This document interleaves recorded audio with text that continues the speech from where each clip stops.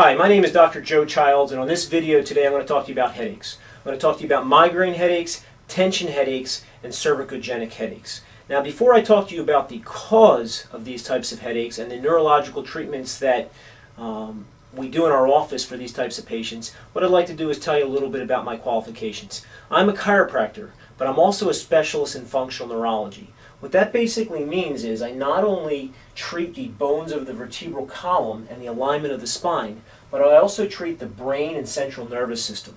And I do that using non-drug, non-surgical procedures. And functional neurology has been a true blessing for patients that are suffering with migraine headaches, tension headaches, and a whole host of other neurological conditions. So we're going to talk about that today. If you're somebody that suffers with migraine headaches or tension headaches, you know how impactful they can be on your day-to-day life. The number one reason why people miss work is headaches. If you have tension headaches in front of the computer all day with your head pounding, I mean, that really affects your ability to concentrate at work.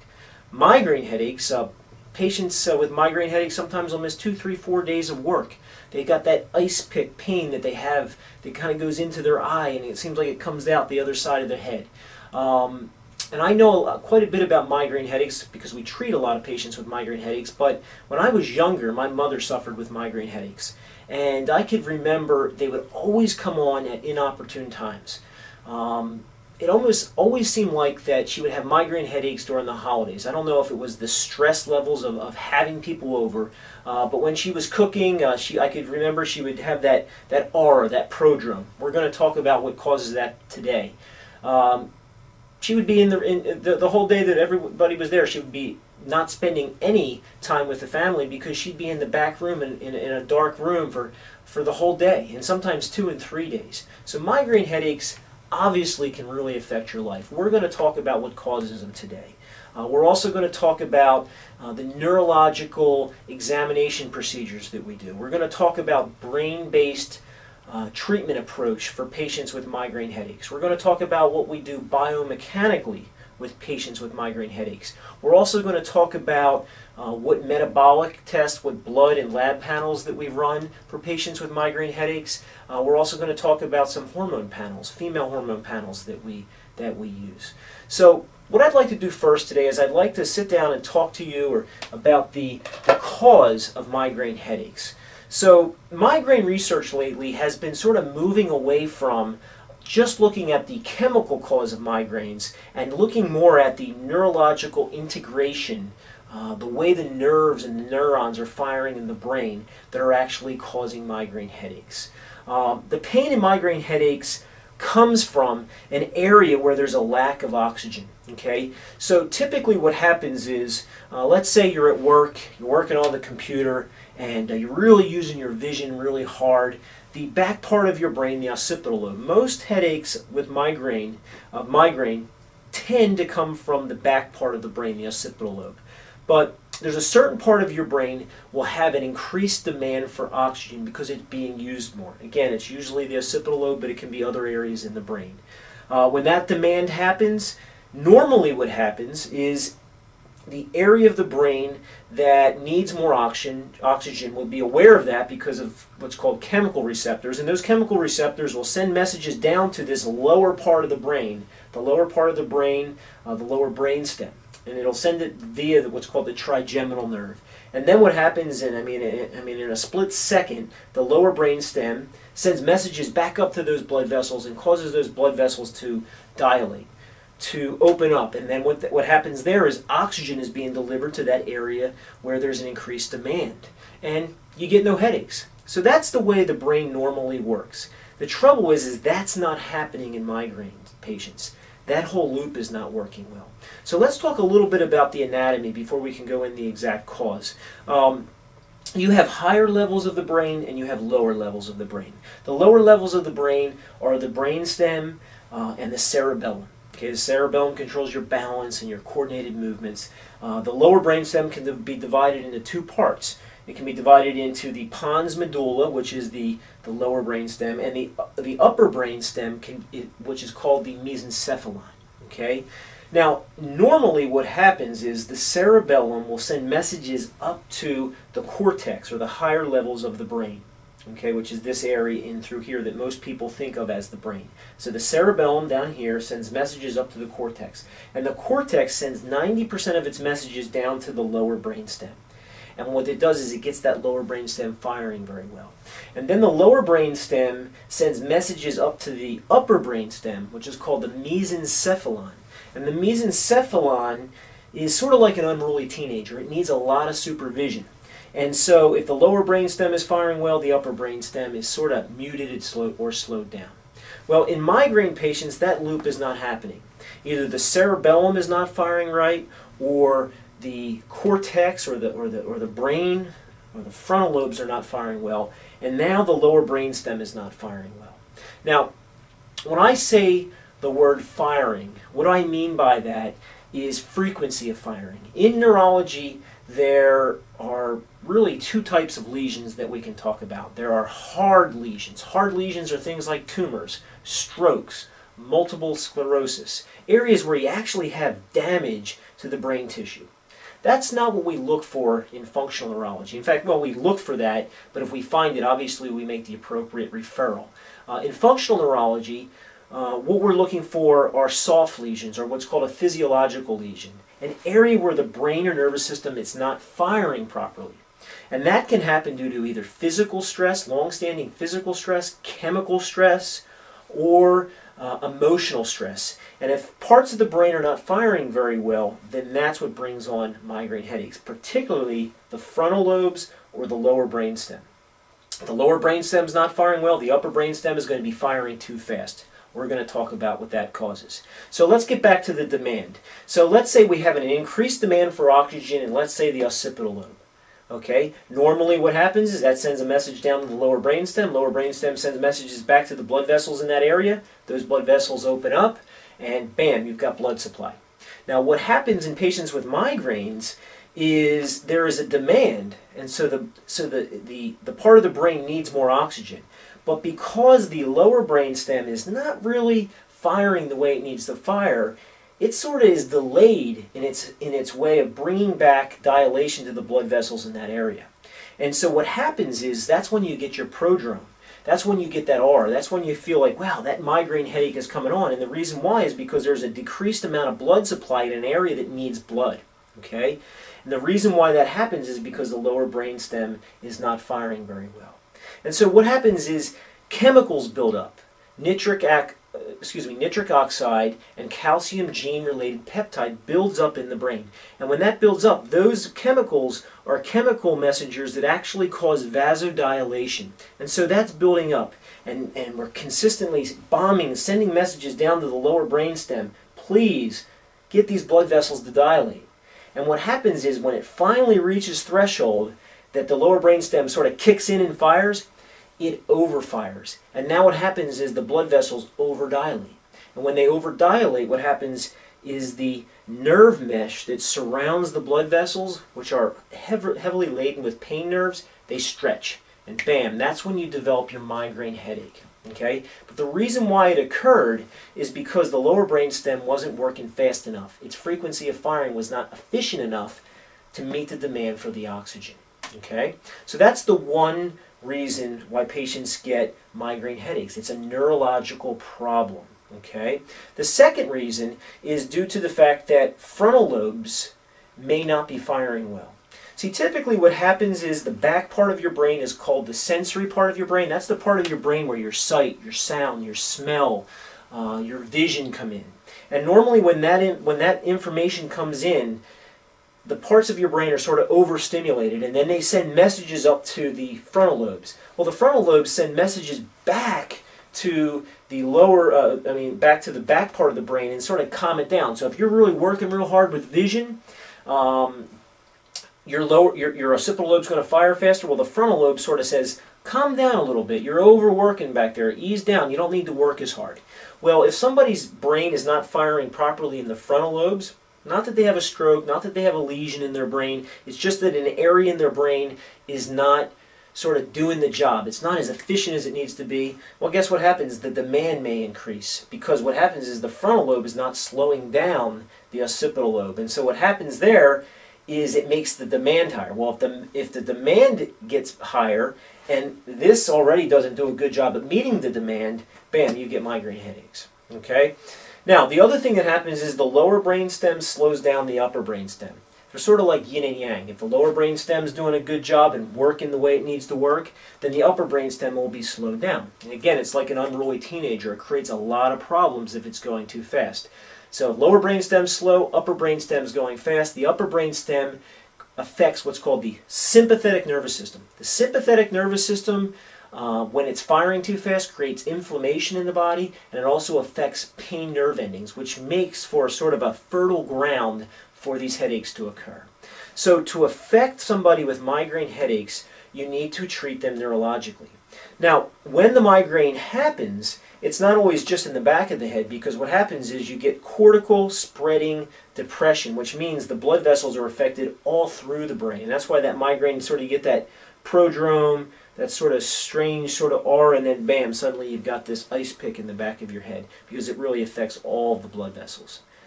So decreased firing lower brainstem, decreased firing cortex, sometimes a decreased firing cerebellum is the cause of migraine headaches. We're going to talk about the treatments and how we determine if this is occurring in your body. It usually happens due to long-standing stress, chemical stress, which could be either poor metabolism or poor hormone access, or it can also be caused by physical stress, which affects the structure in some of the joints in your neck. Now, let's talk a little bit about tension headaches. Tension headaches, or cervicogenic headaches, happen when certain parts of your spine are not in good alignment. When you look at somebody's spine, the spine should be very straight from the front. From the side, you need to have three curves, one in the neck area, mid-back, and low back. And you can see that right in through here. One in the neck, mid-back, and low back. Well, as patients or as people with tension headaches go to work and they sit in front of a computer all day, they can start to lose the normal structure in their neck, or they may have a car accident, or they may have had sports injuries, or poor posture.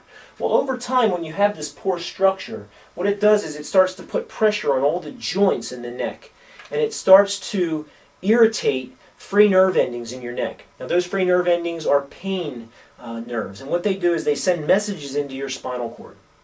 And they go to an area in your spinal cord that is right next to what's called the spinal trigeminal nucleus. And the spinal trigeminal nucleus, the trigeminal nerve controls pain and sensation in your head.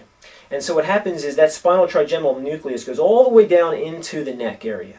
And so they're right in the same neighborhood. And so if you have loss of curve or poor structure in your neck from poor ergonomics at work, or car accident injuries, or falls or slips or strains, or you've got poor joint health in your neck, what happens is those pain nerves come in, and they not only stimulate nerve endings that could cause you to have neck pain, but they can go in and actually stimulate the spinal trigeminal nucleus. And the spinal trigeminal nucleus causes head pain. But here's the problem. The pain is actually not being caused by damage to your head.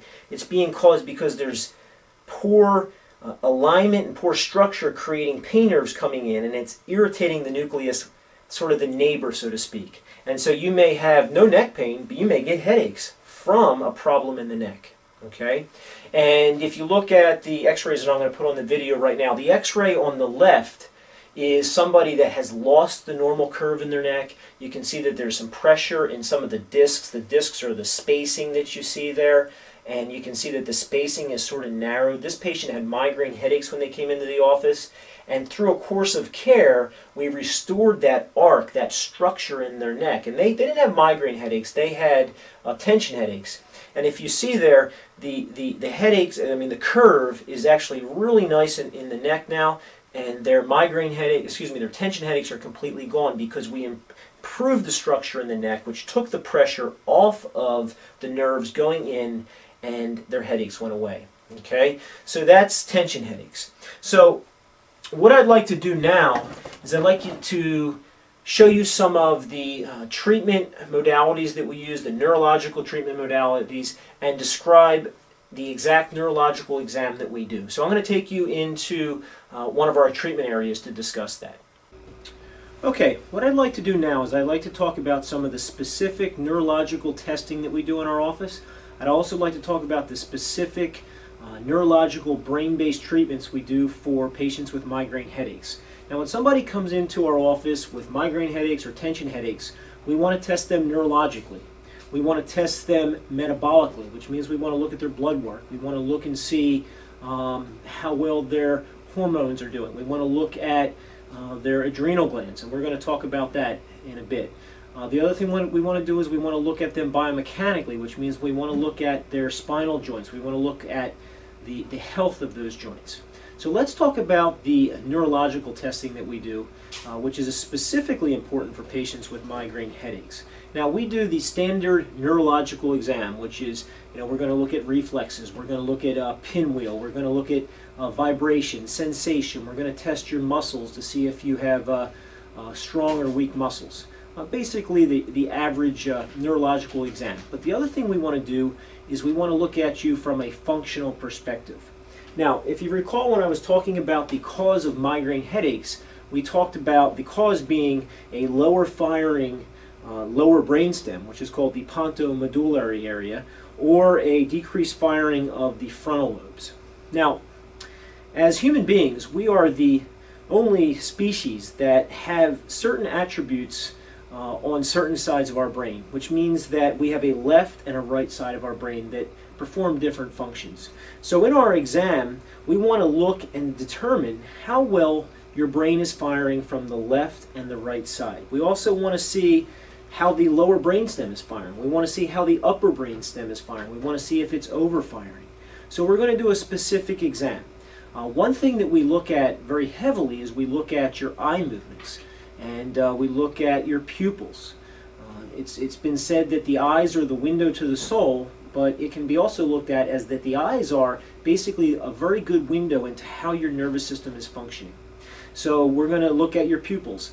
Patients that have a larger pupil on one side versus the other side, that's typically indicative of a right hemisphericity, or a brain that's not quite firing as good as it needs to be firing on one side. We're going to do what's called a fundoscopic exam, which basically means we're going to shine a light into your pupils, and we're going to look at the vein to artery ratio. We're going to see if there is a proper ratio there. If the brain on one side is not firing as good as it needs to fire, you're going to have a heightened sympathetic effect, and what that can create is it can create what we call venous ballottement, or can cause the arteries to be a different size than they need to be when we do a fundoscopic exam. We're also going to look at your eye movements. We're going to look at what's called convergence, and convergence means we're actually going to have you look at a pen and it gets close to your eyes, and we're going to see if your eyes move in the way they need to move in. Typically when there is either a bad function of the cortex on one side or a decreased function in the cerebellum, what will happen is the eye will come in and it will sort of bounce out. We call that an exophoria. It's because that side of the brain is fatiguing a bit faster. The other thing that we do is we do what's called a realized vestibular exam. And basically what we do is we put these goggles on. And in these goggles what will happen is there's a infrared camera. And what the infrared camera does is it videotapes your eye movements. Some eye movements happen so quick that they're kind of tough to look at just during a bedside exam. So what we'll do is actually videotape your eye movements, and we'll look and see, do you have proper eye movements? Sometimes what will happen is when a patient looks from one target to another target, they'll actually have a bouncing and they won't actually hit the target smoothly. They'll actually either pass the target or they'll stop at another target before they get to the actual target. That's called saccade testing. And we'll look at that. That is typically indicative of either a cerebellum not firing the way it needs to fire, or the frontal lobes not firing the way they need to fire, which is very important when it comes to the demand in certain areas in your brain. So the frontal lobes are key. The other thing that we're going to do is what's called optokinetic testing. Optokinetic testing means what we're going to do is have you look at these red and white squares as we run your eyes across. And what should happen is the eyes should bounce as these red squares go across. It's called optokinetics. Patients that have decreased functioning of one of the hemispheres of their brain will have a lack of bouncing or decreased bouncing. So that's how we test the cortex. We do various other tests, but I won't go into those on this tape. The other thing that we want to do is we want to look at the cerebellum. Remember, the cerebellum is the back part of your brain. it controls your balance, it controls your coordinated movements. And that's a real important thing because, again, the cerebellum fires up to the brain, okay? And then the brain fires down to the lower brainstem. So you can have a problem in your cerebellum that creates a problem downstream, or down neuron, if you will, in the cortex, which eventually creates a lower brainstem that's not firing well, and that's going to affect the way your blood vessels dilate, again, causing migraine headaches. So again, we'll look at your cerebellum, and one thing we'll do is we'll have you close your eyes, and we'll have you do finger to nose. And the reason why we do finger to nose is because the cerebellum controls coordinated movement. So if we have nice, smooth finger to nose, that's a good sign. If a patient comes in and they have a little bit of a jerkiness as they come through, or some people miss, that's a sign of the cerebellum not working. We'll also look at smell. Smell is actually for the frontal lobes, but what we'll do is we'll see some patients will have decreased smell on one side of their nose versus the other side of their nose, and that's usually indicative of the brain not firing well. We'll do something called blind spot testing, which is to look at how well your peripheral vision is. Patients that have decreased firing of the right brain are going to have a peripheral vision problem on the left side. The cerebellum, we're going to look at rapid alternating movements, how smooth and coordinated your movements are. How smooth and coordinated are your movements when we do hand slap?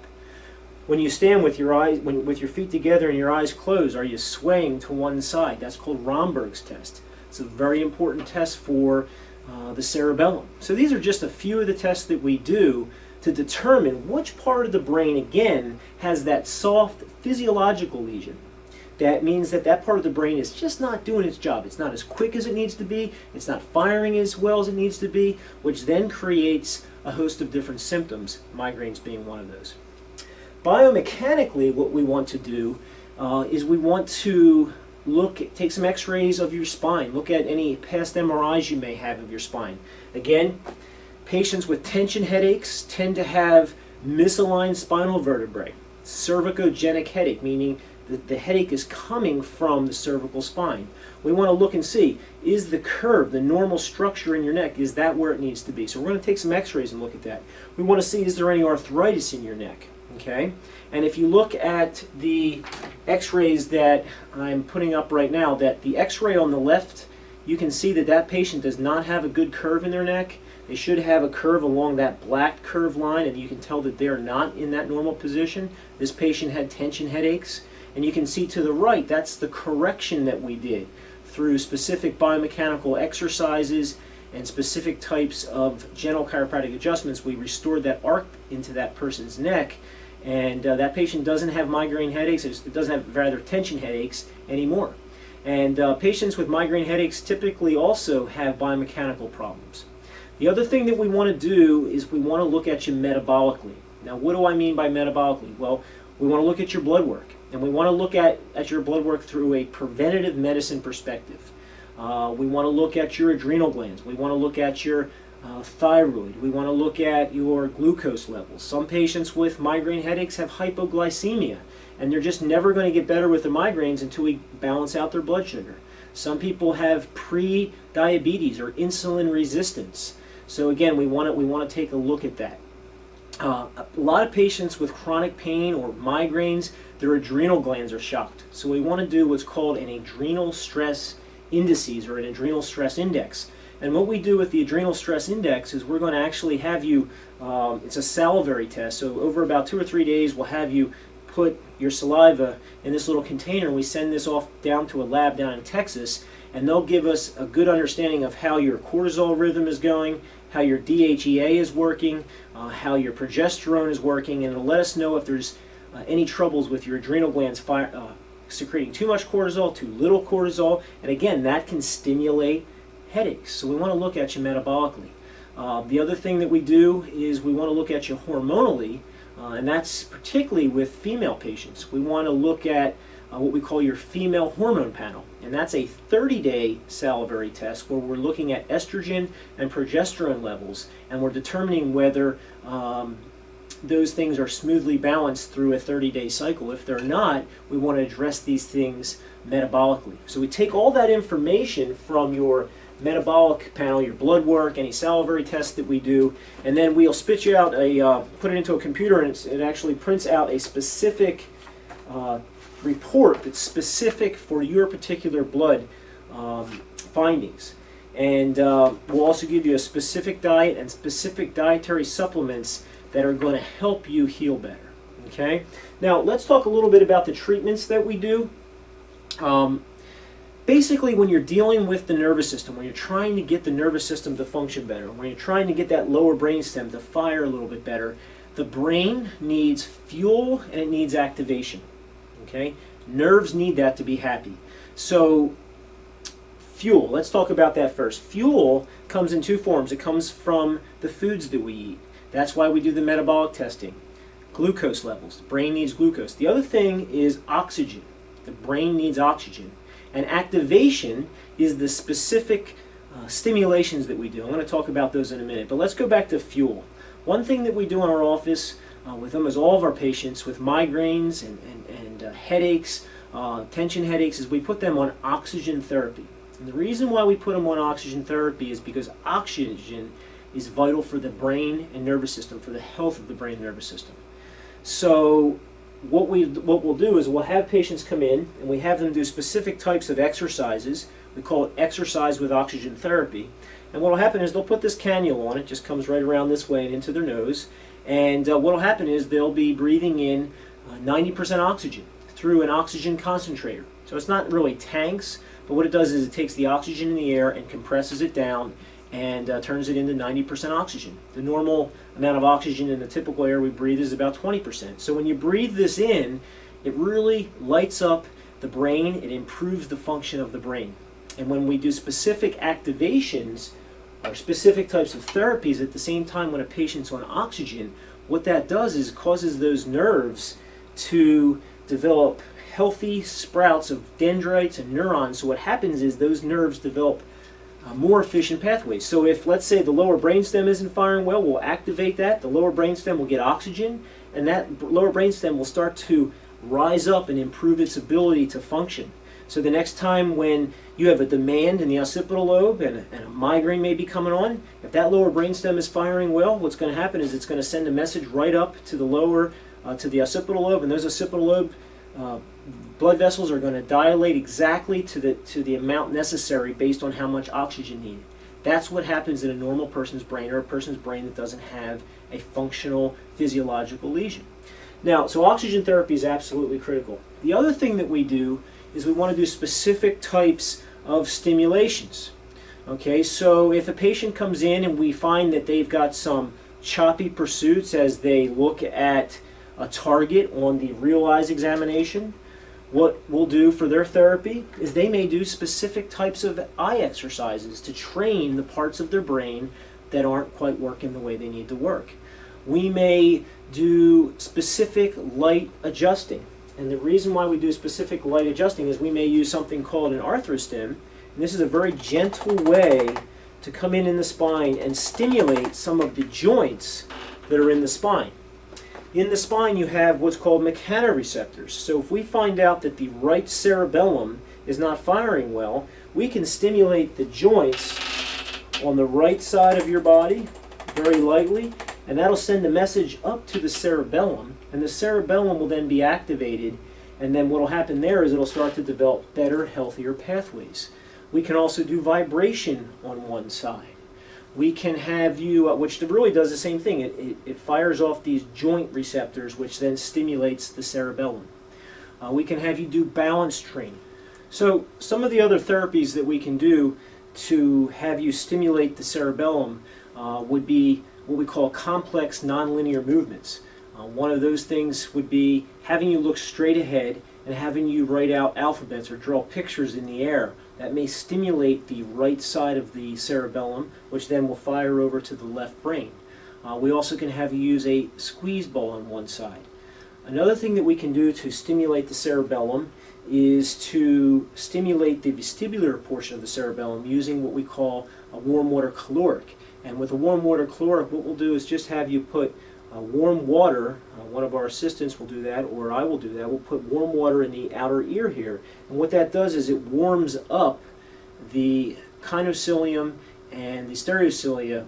And what that does in the inner ear is it will fire off the vestibular nerve. The vestibular nerve then goes right into the cerebellum, and it's a great way to stimulate not only the cerebellum, but to stimulate the lower brainstem. It's a great therapy to be used for patients with not only migraine headaches, but dizziness and things of that nature. So that's what we do. Another thing that we do that is a great therapy for patients with migraines is we'll use what's called auricular therapy. And what auricular therapy is it's acupuncture, electrical acupuncture points that we do on the ear. Now there's no needles with this, but what it does is it creates sort of like a little vibration or stimulation on the outer lobe of your ear. And what that will do is it'll stimulate cranial nerves 7, 9, and 10. Now cranial nerves 7, 9, and 10, the nuclei of those nerves reside in the lower brainstem. So if we stimulate the skin on the outside of the ear with these acupuncture points, it's going to raise the frequency of firing of the lower brainstem. Now by doing that and increasing the other areas of the brain, that's going to help to reduce the migraine headaches and to, in a lot of cases, eliminate migraine headaches altogether, because again, migraine headaches are a neurological problem. Again, frontal lobes have a lot to do with migraine headaches, so one of my favorite therapies to use is something called the interactive metronome. Now the interactive metronome is a tool that we use with a lot of our patients. We use it for patients with Parkinson's disease, we use it for patients with MS, we use it for patients that have attention deficit disorder. It's great with kids with autism and dyslexia. But it's also very good with patients with migraine headaches, because what happens is it's a computer-based program, and you put this hand trigger on like this, and you put the headphones on. And what the headphones do is they're going to put a little reference tune. There's going to be a reference beat that's going to go into, you're going to hear it in your ears, okay? And what you have to do is you have to hit right on that reference tune down to the millisecond. So you're developing what's called rhythm and timing. Now, your ability to have good rhythm and timing resides in your brain. It resides in the cerebellum, but it also resides in the frontal lobes. And so the interactive metronome, which you can learn more about at interactivemetronome.com. But what that does is it's an excellent, especially right brain frontal lobe therapy. And when you do this, you actually get a score each time you do it as to how close you are to the reference beat. And it's down to the millisecond. It sounds kind of easy, but it's really tough. And what happens is as you get better at doing this, you're developing better and stronger pathways in your brain. It's also, like I said, it's good for Parkinson's patients because the frontal lobes have a lot to do with movement disorders and whatnot. But it's excellent for migraine patients because remember, when the frontal lobe's firing well, that really reduces the need for oxygen in the back portion of the brain because it slows down the activity when those parts of your brain are being overstimulated. So these are the therapies that we do. There's a few of them that I have not gone over, but every patient is different. So when we do an exam, we want to specifically look at your nervous system, find out exactly what's causing your migraine headaches. Your migraine headaches may be purely neurological. They may be metabolic. They may be due to low blood sugar combined with a neurological problem. You may have a biomechanical problem in your neck combined with a neurological issue, combined with poor adrenal gland function, or you may have problems with your female hormone panel. So we need to look at every one of these things, and we need to look at them from an integrative preventative medicine perspective to get the best results. And that's why we have such phenomenal results in taking care of patients with migraine headaches and tension headaches, because we want to look at all the possibilities that can be causing it. We want to leave no stone unturned in finding out why you have the problem. So if you're serious about migraine headaches, tension headaches, and you really want some relief, and you're looking for some answers, and you're not happy with all the different medications that every doctor seems to hand you, what I would recommend you do is listen to some of our testimonials, go to our website, www.askdrchildsdr.com. Give our office a call, 610-518-3370, and let one of our assistants at our front desk know that you'd like to come in for a functional neurological exam to find out the exact cause of your migraine headaches or your tension headaches. So give us a call, and we'll talk soon. Thank you.